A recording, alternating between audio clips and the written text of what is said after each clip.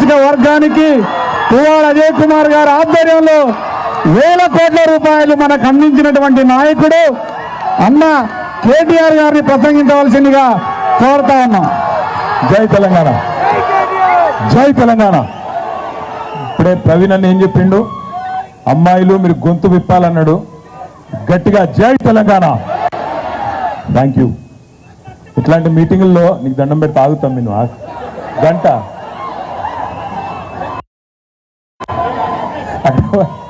ఇలాంటి మీటింగ్లో సమస్య ఏమంటే, నేను ఇట్లాంటి మీటింగ్ వచ్చినప్పుడు ముందే ఇంట్లో నా బిడ్డ అడిగి వస్తాను. నేను నా బిడ్డకి కరెక్ట్గా 15 ఏళ్ళు. పొద్దున ఇంట్లో బయలుదేరినప్పుడు అడిగినా, మరి మీటింగ్కి పోతున్నా ఏం మాట్లాడమంటావని అడిగినా. నీకు దండం పెట్టి ఆగరా, నీకు దండం రా అయ్యా, ఆగు తమ్ముడు ఆగు. నా బిడ్డ ఏం చెప్పిందంటే, నీకు అందరికంటే ముందు మైక్ ఇస్తే నా తర్వాత మంచి గొప్ప గొప్ప వక్తలు ఉన్నారు, ప్రవీణ్ అని ఉన్నాడు, అజయ్ అని ఉన్నాడు, పల్లా అని ఉన్నాడు, నామా గారు ఉన్నారు, రవెన్ ఉన్నాడు, వాళ్ళందరూ బాగా మాట్లాడతారని చెప్పి గమ్మున కూర్చో అన్నది. మరి మధ్యలో ఇస్తే ఏం చేయాలన్నా, నాకంటే ముందు మాట్లాడిన తాత మధు బాగా మాట్లాడిండు, పగడానాల నాగరాజు బాగా మాట్లాడిండు, తర్వాత మాట్లాడే నామా గారు ఇరగదీస్తారు, ఇక అజయ్ గారు అయితే చించేస్తారు, అట్లా చెప్పి కూర్చో అని చెప్పింది. మరి లాస్ట్కు మాట్లాడే అవకాశం ఇస్తే ఏం చేయాలన్నది. అయితే ఏం చెప్పిందంటే, సింపుల్గా నేను చెప్పాలనుకున్నదంతా ఆర్ఎస్ ప్రవీణ్ కుమార్ చెప్పిండు కాబట్టి నాకు చెప్పేందుకు ఏం లేదు అని చెప్పి గమ్మున కూర్చో అని చెప్పింది. ఇప్పుడు నా పరిస్థితి అట్లే ఉంది. ప్రవీణ్ అన్న నువ్వు ఇట్లా ఉపన్యాసం ఇస్తే నిజంగా ఒకసారి గట్టిగా చప్పట్లు కొట్టండి ప్రవీణ్ కుమార్ గారికి.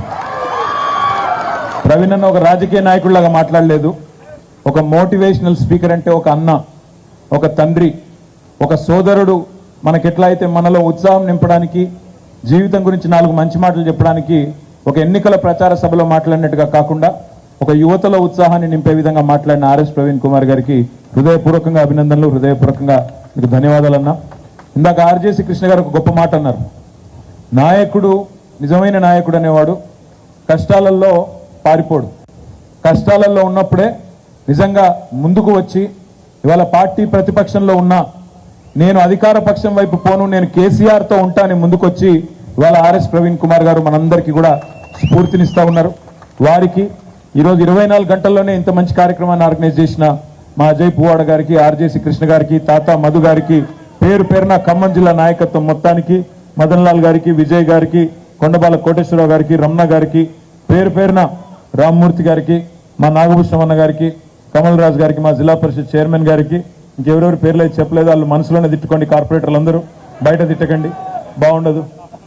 నామగారి పేరు చెప్పినన్న, ఆయన ఇప్పుడు మన ఫ్లోర్ లీడరు, మళ్ళీ కాబోయే ఎంపీ, జూన్ 4th రోజు కాబోయే ఖమ్మం ఎంపీ నామా గారికి, మా చెల్లెళ్ళకి, మా తమ్ముళ్ళకి పేరు పేరున అందరికి నమస్కారం. వర్షం పడేటట్టుంది, ఎక్కువ చెప్పను. 2 విషయాలు. ఒకటి, నువ్వు గంట అన్నావు అని పట్టేసుకోండి గట్టిగా.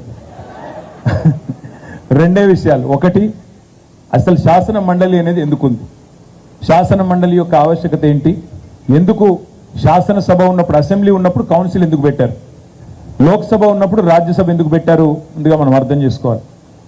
డాక్టర్ బాబాసాహెబ్ అంబేద్కర్ గారు రాజ్యాంగాన్ని రచించినప్పుడే అసలు ఈ వ్యవస్థలోనే, ప్రజాస్వామ్యంలోనే కొంత బ్యాలెన్స్ ఉండాలి, సమతుల్యత అనేది ఉండాలి. ఎందుకంటే అప్పుడప్పుడు శాసనసభలో కానీ లోక్సభలో కానీ ప్రజలు ఏకపక్షమైన తీర్పిస్తే మరొక సభలోనైనా ఉండే మేధావులు, అక్కడ ఉండే మంచి వాళ్ళు తప్పకుండా ప్రభుత్వం గనక ఏకపక్ష నిర్ణయాలు తీసుకున్నా, నియంతృత్వ పోకడలు పోయినా దాన్ని అడ్డుకోవాలన్న ఉద్దేశంతోనే ఈ 2 వ్యవస్థల్ని పెట్టినారు. మళ్ళీ శాసనసభలో ఇక్కడ కాంగ్రెస్ పార్టీ ఉన్నది, 6 గ్యారంటీలు అన్నారు, 420 హామీలు ఇచ్చారు, అరిచేతిలో వైకుంఠం చూపెట్టారు. ఆనాడు అభయహస్తం అన్నారు, ఇవాళ భస్మాసుర హస్తమై చాలా మందిని కాటేస్తున్నది ఆ హస్తం. అది నాకంటే బాగా మీకే తెలుసు. మరి ఇట్లాంటి ఈ పరిస్థితుల్లో ఇవాళ మన తరపున, ముఖ్యంగా గ్రాడ్యుయేట్ల తరపున, తెలంగాణ నిరుద్యోగుల తరపున, తెలంగాణ యువత తరపున, పట్టభద్రులు మీరు ఆలోచించి పట్టం కట్టే వ్యక్తి ఎట్లా ఉండాలి, మీరు ఆలోచించి పట్టం కట్టే వ్యక్తి మీ తరపున వకాల్తా పుచ్చుకొని వాదించాలనా, లేకపోతే ప్రభుత్వం తరపున వకాల్తా పుచ్చుకొని తెల్లారులేస్తే బ్లాక్ మెయిల్ రాజకీయాలు, బూతు మాటలు మాట్లాడే మరి మనుషులు కావాలా, మనం ఆలోచించుకోవాల్సిన బాధ్యత మన మీద ఉంది. రాకేష్ గురించి ఇప్పుడే ప్రవీణ్ అన్న చాలా గొప్పగా చెప్పారు. ఒక గోల్డ్ మెడలిస్టు, స్వతహాగా స్వశక్తితో ఎదిగిన నాయకుడు సోదరుడు రాకేష్ రెడ్డి. ఒక రైతు కుటుంబం నుంచి, అంటే మీలో ఇక్కడ కూర్చున్న వాళ్ళలో కూడా 99% మంది రైతు బిడ్డలే అయి ఉంటారు. మీలాగనే ఒక సామాన్య కుటుంబం నుంచి బయలుదేరి ఇవాళ అమెరికాలోని ఫేస్బుక్ అలాంటి అద్భుతమైన కంపెనీలో సిటీ బ్యాంక్ లాంటి కంపెనీలో కూడా 7 సంవత్సరాలు బ్రహ్మాండంగా పనిచేసి మిగతా జీవితం అంతా కూడా అమెరికాలోనే హ్యాపీగా రిలాక్స్డ్ గా లగ్జూరియస్ గా బతికే అవకాశం ఉన్నా అది వదులుకొని మీకోసం మన కోసం మనకు ప్రజాసేవ చేయడానికి ఇక్కడికి వచ్చిన వాడు రాకేష్ రెడ్డి. మీరు ఇందాక తమ్ముడు ఒక గొప్ప మాట చెప్పినాడు, యువతకి అవకాశాలు ఇవ్వాలి, చదువుకున్న వాళ్ళు రాజకీయాల్లోకి రావాలి అని పదే పదే అంటాం. మరి అలా ఒక తమ్ముడు ఒక గోల్డ్ మెడలిస్టు, స్టేట్ ర్యాంకరు, మరి అమెజాన్ లో ఫేస్బుక్ లో సిటీ బ్యాంక్ లో పనిచేసిన ఒక తమ్ముడు ఇవాళ మీ ఆశీర్వాదం కొడుతూ మీ ముందుకు వచ్చినాడు. మరి అవతల వైపు ఎవరున్నారో నాకంటే బాగా మీకే తెలుసు. ఒక బ్లాక్ మెయిలర్, ఒక చీటర్, 56 కేసులు నా 74 రోజులు చెంచల్గూడ జైల్లో కూచలు లెక్క పెట్టినవాడు. జైలుకు స్వాతంత్రోద్యమంలోనో తెలంగాణ ఉద్యమంలోనే పోతే తప్పు కాదు, కానీ ఇతరులను వంచి బ్లాక్మెయిల్ చేసి మోసం చేసి ఆడపిల్లల గౌరవానికి భంగం వాటిల్లే విధంగా చండాలపు పనులు చేసి జైలుకు పోయిన వాడు పట్టభద్రుల ప్రతినిధి అవుతాడా? దయచేసి మీరు ఆలోచించాలని చెప్పి నేను కోరుతా ఉన్నా. ఇవాళ ఈ ప్రభుత్వాన్ని కూడా ప్రశ్నించే గొంతు శాసన మండలిలో ఉండాలి. మీకు ఇస్తానన్న 2 లక్షల ఉద్యోగాలు రేవంత్ రెడ్డి గారు చెప్పినారు. ఒకటే సంవత్సరంలో 2 లక్షల ఉద్యోగాలు ఇస్తా అన్నాడు. ఇవాళ 6 నెలలు గడిచిపోయినా ఒక్క ఉద్యోగ నోటిఫికేషన్ ఇవ్వలేదు. జాబ్ క్యాలెండర్ అన్నారు, ఒక్కటి కూడా ఇంతవరకు విడుదల చేయలేదు. అదే మాదిరిగా మీరు చూడండి, పరీక్షలకు రుసుము లేకుండా నేను నా ప్రభుత్వం నిర్ణయం తీసుకుంటుందన్నాడు. 400 రూపాయలు ఉన్న టెట్ పరీక్ష ఫీజును 2000 రూపాయలు చేసిండు. అంటే ఓడ మీద ఉన్నప్పుడు ఓడమల్లన్న, ఒడ్డుకెక్కిన తర్వాత బోడమల్లన్న. ఈ రకంగా ఈరోజు ఈ ప్రభుత్వం ఏదైతే మాట తప్పే ప్రయత్నం చేస్తా ఉందో దాన్ని అడ్డుకోవాలంటే మీరు మాకు బలం ఇవ్వాలి, గలం ఇవ్వాలి. శాసన మండలిలో రేపు తమ్ముడు రాకేష్ రెడ్డికి ఓటు వేసి ఆయన గలం విప్పి గర్జించే అవకాశం ఇవ్వాలని మనస్ఫూర్తిగా కోరుతా ఉన్నాం. ఖమ్మం మరి సోదరుడు అజయ్ గారు కూడా చాలా కష్టపడి పనిచేసినారు గత 5 ఏళ్లుగా.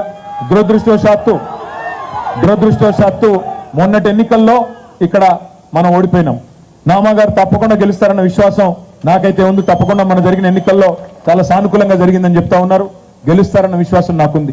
తమ్ముడు రాకేష్ ని కూడా మీరు గెలిపించి శాసన మండలికి పంపించినట్టయితే రేపటి రోజున మీ 2 లక్షల ఉద్యోగాల వాగ్దానం కానీ, అదే మాదిరిగా నిరుద్యోగ భృతి గురించి కానీ, అదే విధంగా నిరుద్యోగుల సమస్యల గురించి కానీ, ఈ ప్రాంతంలో రావాల్సిన పరిశ్రమల గురించి కానీ మీరు కేంద్ర ప్రభుత్వంలో ఉండే పెద్దలు కూడా చూడండి.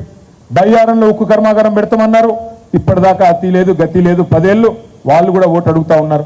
కాజీపేటలో కోచ్ ఫ్యాక్టరీ పెడతామన్నారు, దానికి అతి గతి లేదు. చెప్పుకుంటూ పోతే ఎన్నో వాగ్దాన భంగాలు 2 ప్రభుత్వాలు కూడా చేసినాయి. నేను మనస్ఫూర్తిగా మిమ్మల్ని ఇంకొక మాట కూడా కోరుతా ఉన్నా. ఇవాళ సమాజంలో మంచి కంటే చెడు వేగంగా వ్యాప్తి చెందుతుంది. ఎందుకో కానీ సోషల్ మీడియాలో కూడా బూతులు తిడితే 4 మాటలు పొల్లు మాటలు మాట్లాడితే ఎక్కువ మంది చూస్తారు. అదే మంచి మాటలు రాకేష్ రెడ్డి మంచివాడు అంటే ఎక్కువ చూడరు. అదే రాకేష్ రెడ్డిని 4 తిట్లు తిడితే మాత్రం మళ్ళీ అది నొక్కి నొక్కి అదే యూట్యూబ్ వీడియో మళ్ళీ చూస్తారు. మనకు జరిగింది అదే. 9.5 ఏళ్ళు సిన్సియర్ గా పనిచేసినాం.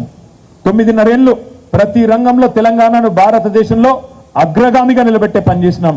కానీ దురదృష్టం ఏంటంటే పనిని వాళ్ళ ఖమ్మం పట్టణానికి వస్తే సర్వాంగ సుందరంగా ఉంది. ఖమ్మం పట్టణం ఎక్కడ చూసినా అద్భుతంగా ఉంది. మరి పని మాత్రమే గీటు రాయి, పని మాత్రమే ప్రాతిపదిక అయితే ఇక్కడ మొత్తం ఖమ్మం జిల్లాలో 10కి 10 సీట్లు కూడా బీఆర్ఎస్ గెలవాలి. కానీ మా ప్రత్యర్థులు ఏం చేసినారు? కేవలం వ్యక్తిత్వ హననం, అంటే క్యారెక్టర్ అసాసినేషన్, ఉన్నది లేనట్టుగా లేనిది ఉన్నట్టుగా చూపెట్టే ప్రయత్నం.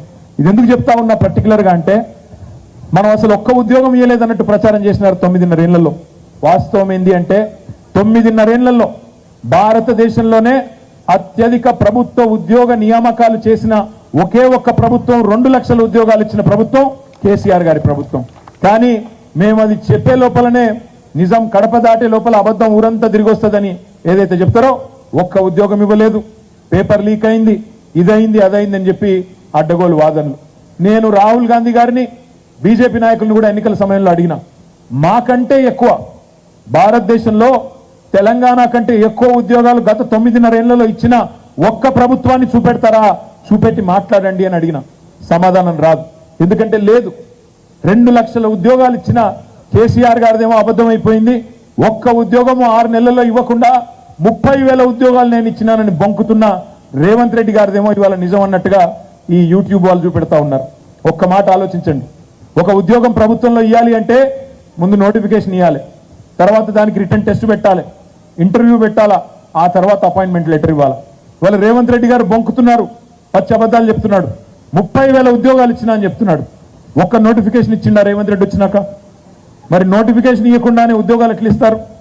పెళ్లి కాకుండానే పిల్లలు పుడతారా? నేను అనేది ఏమంటే పెళ్ళి అయ్యి సంసారం చేస్తే పిల్లలు పుడతారు. నోటిఫికేషన్ ఇచ్చి రాత పరీక్ష రాసి ఇంటర్వ్యూ అటెండ్ అవుతే ఉద్యోగ నియామకాలు వస్తాయి. అంతేగాని నోటికి ఎంత వస్తే అంత. రేవంత్ రెడ్డి గారు వచ్చినాక ఒక్క నోటిఫికేషన్ రాలేదు, ఒక్క రిటర్న్ టెస్ట్ పెట్టలేదు. కానీ 30,000 ఉద్యోగాలు ఇచ్చేసినా అని బొంకుతున్నాడు. అందుకే నేను అడిగేది, రేపు 2 లక్షల ఉద్యోగాలు ఏమైనాయి రేవంత్ రెడ్డి అని గల్లా బట్టి అడిగేటోడు ఉండాలంటే తమ్ముడు రాకేష్ రెడ్డిని శాసన మండలికి పంపించండి. రేపటి రోజున మా నిరుద్యోగ భృతి ఏమైంది, నా 4,000 రూపాయలు ఏమైంది అని అడగాలంటే తమ్ముడు రాకేష్ రెడ్డిని శాసన మండలికి పంపించండి.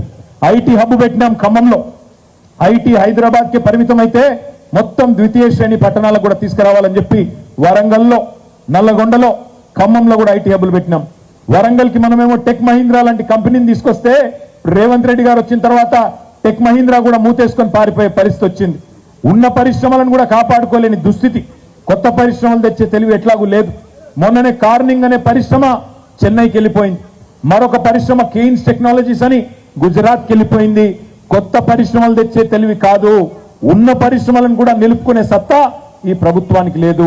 మరి అట్లాంటి పరిస్థితుల్లో ఎవరు మాట్లాడాలో మీ తరఫున శాసన మండలిలో అంటే ఇదిగో ఈ తమ్ముడు మీ తరఫున ఇంజనీరింగ్ విద్యను అభ్యసించిన రాకేష్ రెడ్డికి అవకాశం ఇవ్వండి. గలమెత్తుతాడు, శాసన మండలిలో ప్రభుత్వాన్ని నిలదీస్తాడు. అట్లా ఒత్తిడి పెంచి తిరిగి ఇక్కడ ప్రైవేట్ రంగంలో కూడా ఉపాధి కల్పన చేసే దిశగా ప్రయత్నం చేద్దాం.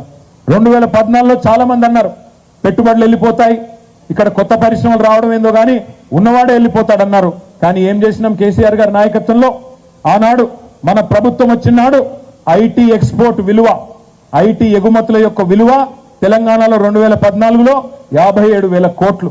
మన ప్రభుత్వం దిగిపోయినాడు ఐటీ ఎగుమతుల విలువ 2,41,000 కోట్లు. అంటే 4 రెట్లు 400% పెంచిన ప్రభుత్వం మనది. మన ప్రభుత్వం వచ్చినాడు తెలంగాణలో 3 లక్షల మంది ఐటీ ఉద్యోగులు, 3,20,000 మంది. మన ప్రభుత్వం దిగిపోయినాడు 10 లక్షల మంది మొత్తం తెలంగాణలో ఐటీ ఉద్యోగాలు చేస్తున్న పరిస్థితి. అంటే ఈ రకంగా మరి సమాజంలో ప్రైవేట్ రంగంలో విస్తరణకు కూడా దోహదపడ్డాం. నేను మిమ్మల్ని మనస్ఫూర్తిగా కోరేది ఒకటే, మనం ఆలోచించాల్సింది నెక్స్ట్ ఎలక్షన్ గురించి మాత్రమే కాదు, నెక్స్ట్ జనరేషన్ గురించి కూడా మాట్లాడే ఆలోచించే నాయకత్వం కావాలి. అట్లాంటి నాయకుడు ఇవాళ విద్యావంతుడు కేసీఆర్ గారు పంపిన మరి చక్కటి ఒక ప్రతినిధి మీకోసం, గ్రాడ్యుయేట్ ప్రతినిధిగా తమ్ముడు రాకేష్ రెడ్డి వచ్చినాడు. మనసారా ఆశీర్వదించండి. చాలా విషయాలు పెద్దలు చెప్పారు, వర్షం కూడా పడేటట్టుంది. నేను ఇంకా మీ ఓపిక పరీక్ష పెట్టను. తప్పకుండా 27 నాడు దయచేసి ఇందాక ప్రవీణ్ అన్న ఒక మంచి మాట అన్నాడు. తప్పకుండా మనం గుర్తుపెట్టుకోవాల్సింది ఒకటే, విద్యాధికుల మౌనం, విద్యావంతుల నిర్లిప్తత. ఏమవుతుందిలే నేను ఓటేయకపోతే అనేది కరెక్ట్ కాదు. ఇక్కడ గ్రాడ్యుయేట్ ఓటు ఎంతమందికి ఉంది? ఇక్కడ ఓటున్న వాళ్ళు ఒకసారి చేయలేబట్టి దయచేసి ఓటున్న ప్రతి ఒక్కరు నేను ఒకటే కోరుతా ఉన్నాను, తప్పకుండా ఓటింగ్ లో పాల్గొనండి. అజయ్ గారి గురించి థ్యాంక్ యూ. మరి తప్పకుండా ఓటింగ్ లో పాల్గొనండి. తప్పకుండా మీ అభిప్రాయాన్ని, విలువైన ఓటును దయచేసి మీ అభిప్రాయాన్ని తెలియజేయండి.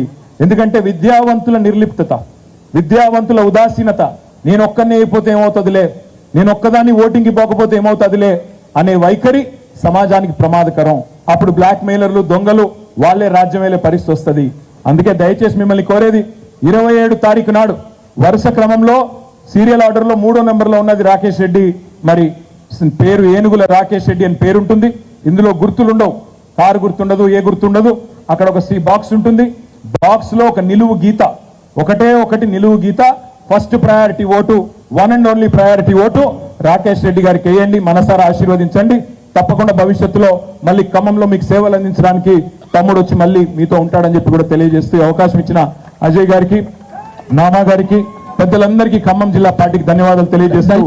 జై తెలంగాణ. దయచేసి భోజనాలు